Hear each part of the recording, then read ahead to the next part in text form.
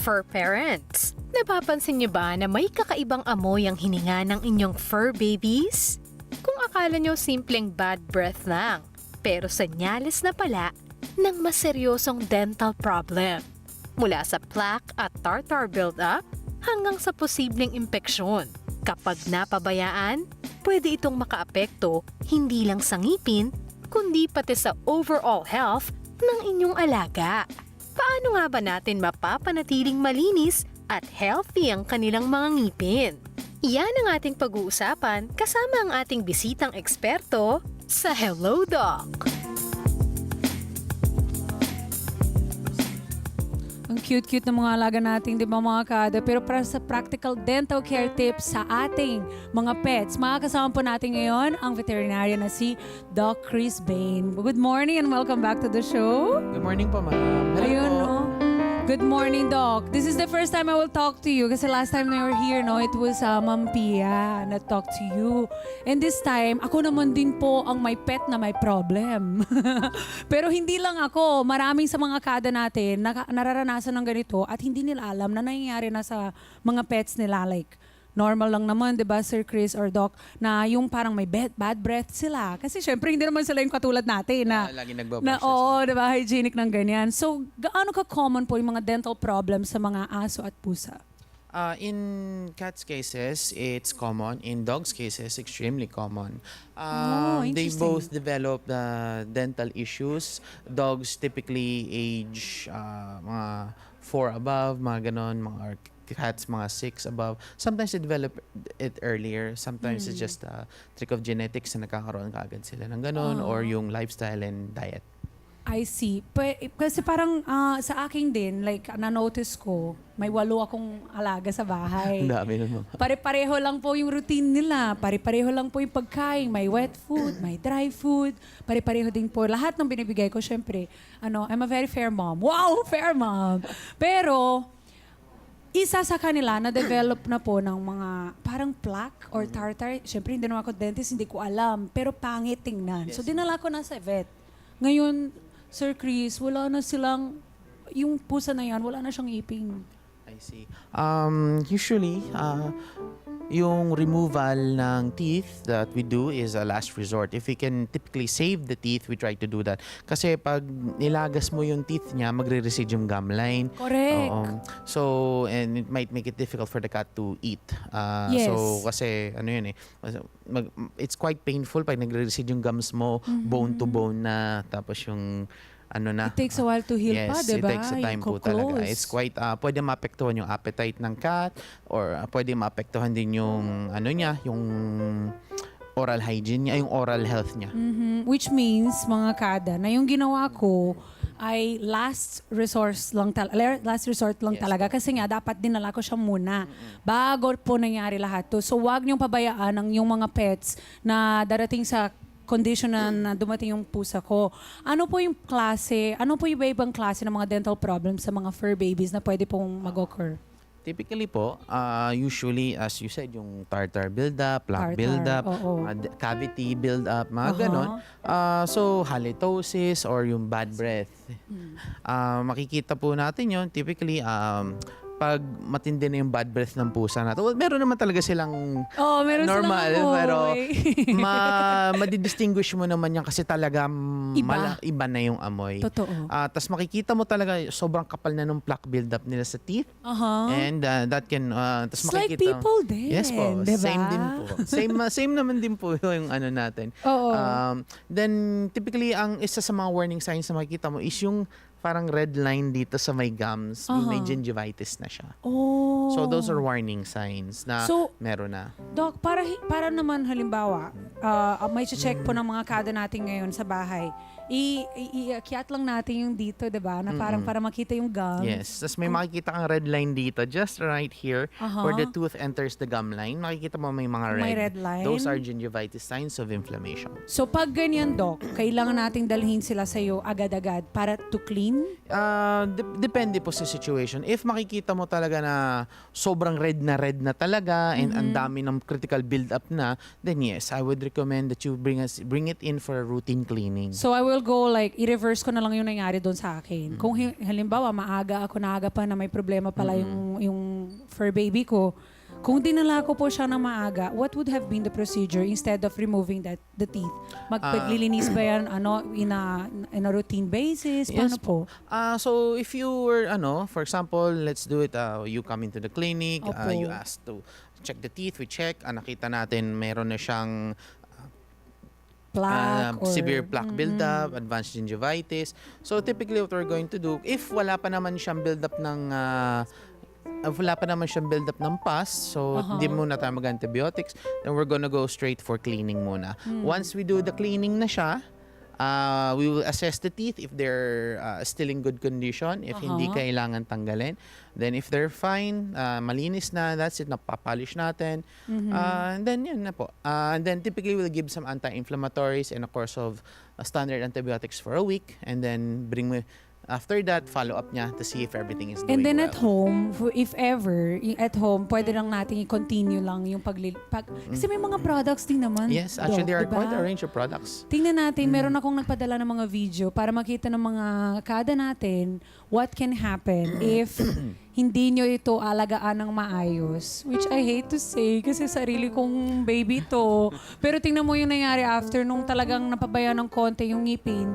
Tapos nag-fall yung ngipin niya hanggat sa I had to bring to the doctor na talaga para matanggal yung ibang ngipin. Pagkatapos po ng surgery po, ito yung condition ni Chanel, ang aking anak. Ayun o. Groggy siya. Tingnan mo siya. lasing pa po yan. Parang siya, oo po. Typically Parang ito lasts ewan about ko kung anong itsura. few hours. Na nga. Tapos tingnan mo, Doc, magta-try siya. Opo. Pagkatapos lang kasi ng anesthesia, diba? That will Siyempre. last for about, typically depende sa anesthesia ang ginamit, can last from 3 hours, 6 hours. Depende sa constitution ng cat. So, bakit po nagkakaroon ng plaque, tartar at iba pang dental problems po ang ilang lang sa aming mga fur babies at hindi lahat? What is causing this? So typically, as I said kanina, it's yung diet, yung Opo. yung lifestyle ng pusa, or just the lack of genetics, ganun lang. Baka na genetics, no, Doc? Since sa pare-pareho lang po yung walo. Pare-parehas lang. Oo di ba? Pero nanonotice ko rin now, naging more cautious ako. Chine-check ko ang bawat bibig ng bawat pet kung may something.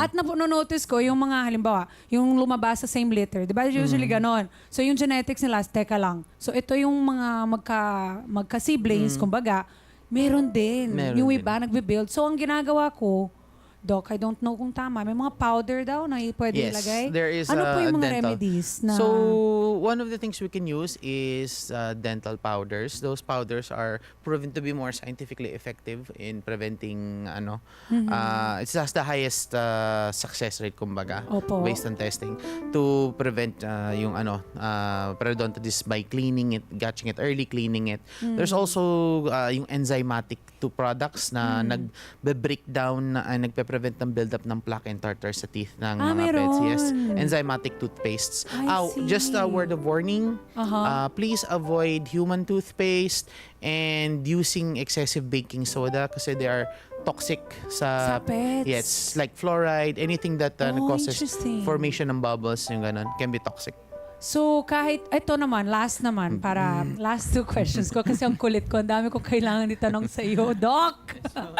Kahit po nabigyan po nating halimbawa ng treatment, possible ba rin na babalik po itong problem Yes, nila? actually, unfortunately, it's a recurring problem. It's a recurring problem. Yes, once nagkaroon ng cat mo, it's very possible na bumalik siya, and maintenance is required. Oh. Wait, i-recap ko lang dito para sa ating mga kada. Ang senyales po, bad breath, dilaw or brown po na dumi sa ngipin, ang paglalaway, di ba, Yes Doc? po. Excessive drooling means masakit, and the cat is trying to alleviate Alleviate yung pain. yes. That's why they're salivating.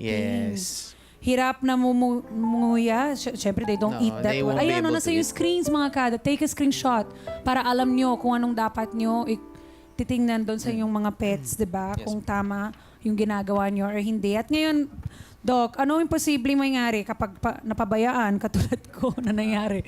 So, pag napabayaan natin, it will go into stages. First, yung severe buildup, magkakaroon ng halitosis or Opo. bad breath, then magkakaroon ng severe gingivitis, and then magkakaroon ka ng mabubulok na yung ngipin. So once nabulok na yung ngipin, pwede magkaroon ng yung gum line mo mag-recede and matanggal na yung ngipin. Yes. Pwede siya mahulog ng nangyayari pusa. yan sa amin. Yung isa na nalaglag Yes. dahil nag-away sila. Yes. Poof, nalaglag yung ngipin. Maglalaglag Sabi ko, na lang. Oh no. Tapos may isa pa. Sabi ko, oh no. Pagdala ko sa vet, sabi niyo po, Doc, naku, tatanggalin ko lahat yan. Sabi ko, no, oh my goodness. Yes Oh, wow. Pag sinabi ng vet mo yung natatanggalin niya lahat, that means na talaga, severe na talaga. Severe. Kasi typically vets will try to preserve the teeth as much as Correct. possible. So yun mga kada. And it's not cheap okay? Ayaw nyo naman yan, diba? Masakit sa bulsa din yung mga Yes po. ganyan. Kaya Typically. kailangan nyo talaga alagaan ang yung mga pets para hindi dumating sa point na kailangan nila ng surgery katulad ng aking pet na... It's easier to prevent it than to actually cure it, yes. Correct. Kaya Doc, ano po yung mga tips na pwede mo maibibigay sa mga fur parents natin dyan na dapat talagang nakatutok sila? One thing would be, usually, wag niyong sanayin sa wet food ang fur babies natin kasi actually eating constantly wet food can cause yung can cause dental issue then. That's the answer for me. Yes. Kasi yung kibble, mismo, yung pellets na yan, can actually help break down by when they bite into it, it scrapes off. Sobrang spoiled ng mga yan sa wet food ko. It scrapes off yung Yung binibuild binibuild up. Yes. Kaya importante yung dry food. Yes, important po yun. It's also more balanced diet than wet food. Totoo. Second po is yung mga Dentasticks. You can actually buy those in That's really effective pala. It works. It's not 100% but it works. It minimizes. And yung mga chew toys that can massage the gums, that can help also. It's not an all-in-one thing, ma'am. You have to talaga siya, multiple so that you can manage it. It's a management talaga, ma'am, management. So talagang, it's like having a baby, Yes di ba? po. Yes, ma'am. You really have to take good care Yes. of your pets. Kaya, That's Doc, true. ito na, sa mga katulad ko na nangangailangan po ng tulong nyo, go ahead and give them your contact para pwede ka nilang kontakin. I'm available in Bretton Woods from Bretton Woods Veterinary Clinic sa E. Rodriguez, located sa Hillcrest Condominium, Immaculate Conception, E. Rodriguez Senior Avenue. I'm there from Monday to Friday. It's a 24-hour clinic specializing in emergency services and distemper rehabilitation. So, I'll see you there. Hopefully, walang problema. Yes. Pero I'll see you there.